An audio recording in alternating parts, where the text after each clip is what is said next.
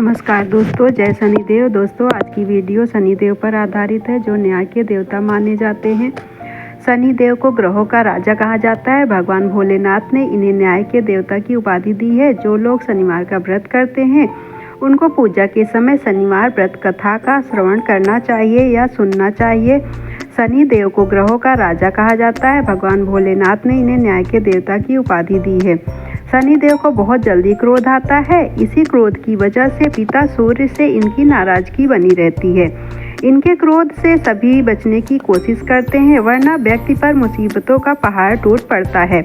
इसलिए इन्हें प्रसन्न करने के लिए शनिवार व्रत रखा जाता है। व्यक्ति शनि दोष से बचने और उन्हें शांत रखने के लिए अनेक उपाय करता है। शनि कृपा से व्यक्ति को सुख और वैभव की प्राप्ति होती है। जो लोग शनिवार का व्रत करते हैं उनको पूजा के समय शनिवार व्रत कथा का श्रवण करना चाहिए या पाठ करना चाहिए। शनिदेव व्रत कथा। एक बार सभी नवग्रहों सूर्य, चंद्रमा, मंगल, बुध, बृहस्पति, शुक्र, शनि, राहु और केतु में बहस हो गई। कौन सबसे बड़ा है? आपस में लड़ने के बाद सभी देवराज इंद्र के पास पहुंच गए। इंद्र असमंजस की स्थिति में निर्णय नहीं दे पाए, परंतु उन्होंने सभी ग्रहों को सुझाव दिया कि पृथ्वी पर राजा विक्रमादित्य ही इसका फैसला कर सकते हैं, क्योंकि वो बहुत ही न्यायप्रिय राजा हैं। सभी पृथ्वी पर राजा विक्रमादित्य के पास गए और अपने आने का कारण बताया। राजा उनकी समस्या को सुनकर बहुत परेशान हो गए। उनका चिंतित होना भी लाजमी था, क्योंकि जिसको भी छोटा बताते दूसरा गुस्सा हो जाता। राजा के काफ़ी सोच विचार के बाद उन्हें एक उपाय सूझा। उन्होंने सुवर्ण, रजत, कांस्य, पीतल, सीसा, रांगा, जस्ता, अभ्रक और लौह से 9 सिंहासन का निर्माण करवाया। उन्हें उपर्युक्त क्रम में रख दिया गया। सबसे निवेदन किया गया कि क्रमानुसार सिंहासन पर आसन ग्रहण करे। शर्त रखा गया कि जो सबसे अंतिम में सिंहासन पर आसन ग्रहण करेगा वही सबसे छोटा माना जाएगा, जिसकी वजह से शनिदेव सबसे बाद में आसन प्राप्त कर सके और सबसे छोटे कहलाए। क्रोध के आवेश में आकर शनिदेव ने सोचा कि राजा ने यह सब जानबूझकर किया है। कुपित होकर राजा से कहा कि राजा, तू मुझे नहीं जानता। सूर्य एक राशि में 1 महीना, चंद्रमा 2.25 महीने 2 दिन, मंगल 1.5 महीना, बृहस्पति 13 महीने, बुध और शुक्र 1 महीने विचरण करते हैं, लेकिन मैं 2.5 से 7.5 साल तक रहता हूँ। मैंने बड़े बड़े का विनाश किया है। श्री राम की 7.5 आने पर उन्हें जंगल जंगल भटकना पड़ा और रावण की आने पर लंका को बंदरों की सेना से परास्त होना पड़ा। क्रोधित शनिदेव ने राजा से कहा कि अब आपको सावधान रहने की जरूरत है। इतना कहकर शनिदेव कुपित अवस्था में वहां से चले गए। समय गुजरता गया और काल चक्र का पहिया घूमते हुए राजा की 7.5 आ ही गई। तब शनिदेव घोड़ों का सौदागर बनकर राजा के राज्य में गए। उनके साथ अच्छे नस्ल के बहुत सारे घोड़े थे। जब राजा को सौदागर के घोड़ों का पता चला तो अश्वपाल को अच्छे घोड़े खरीदने के लिए भेजा।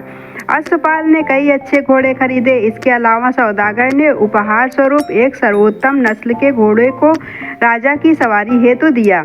राजा विक्रमादित्य जैसे ही उस घोड़े पर बैठे, वह सरपट वन की ओर भागने लगा। जंगल के अंदर पहुंचकर वह गायब हो गया। भूख प्यास की स्थिति में राजा जंगल में भटकते रहे। अचानक उन्हें एक ग्वाला दिखाई दिया, जिसने राजा की प्यास बुझाई। राजा ने प्रसन्नता में उसे अपनी अंगूठी देकर नगर की तरफ चले गए। वहां एक सेठ की दुकान पर पहुंचकर उन्होंने जल पिया और अपना नाम वीका बताया। भाग्यवश उस दिन सेठ की खूब आमदनी हुई। सेठ खुश होकर उन्हें अपने घर साथ लेकर गया। सेठ के घर में खूंटी पर एक हार टंगा था, जिसको खूंटी निगल रही थी। कुछ ही देर में हार पूरी तरह से गायब हो गया। सेठ वापस आया तो हार गायब था। उसे लगा कि वीका ने ही उसे चुराया है। सेठ ने वीका को कोतवाल से पकड़वा दिया और दंड स्वरूप राजा उसे चोर समझकर हाथ पैर कटवा दिया।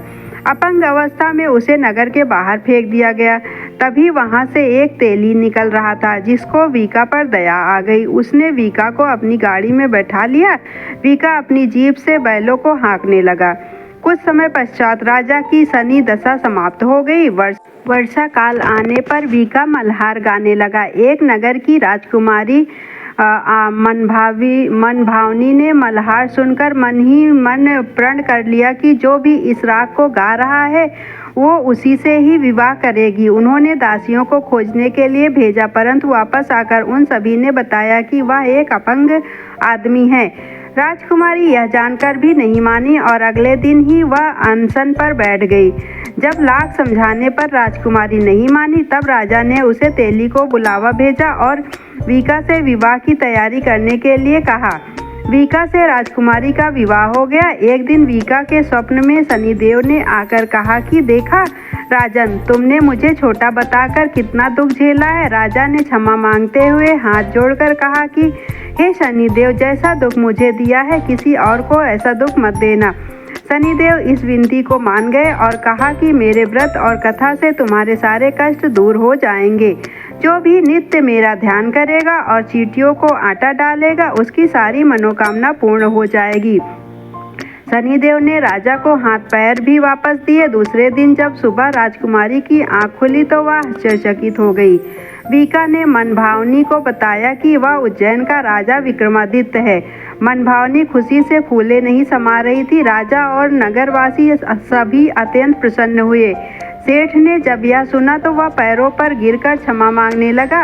राजा ने कहा कि यह सब शनिदेव के कोप का प्रभाव था और इसमें किसी का कोई दोष नहीं है। सेठ ने निवेदन करते हुए कहा कि मुझे शांति तभी मिलेगी जब आप मेरे घर चलकर भोजन करेंगे। सेठ ने कई प्रकार के व्यंजनों से राजा का सत्कार किया। जब राजा भोजन कर रहे थे तभी जो अंगूठी हार निकल गई थी वही अब उसे उगल रही थी। सेठ ने अनेक मोहरे देकर राजा का धन्यवाद किया और अपनी कन्या श्री कंवरी से पाणी ग्रहण का निवेदन किया। राजा ने सहर्ष स्वीकार कर लिया। राजा अपनी दोनों रानियों मनभावनी और श्री कंवरी को लेकर उज्जैन नगरी लौट आए। सारे नगर में दीपमाला और खुशी मनाई गई। राजा ने घोषणा करते हुए कहा कि मैंने शनिदेव को सबसे छोटा बताया था, लेकिन असल में वही सर्वोपरि हैं। तब से सारे राज्य में शनिदेव की पूजा और कथा नियमित होने लगी।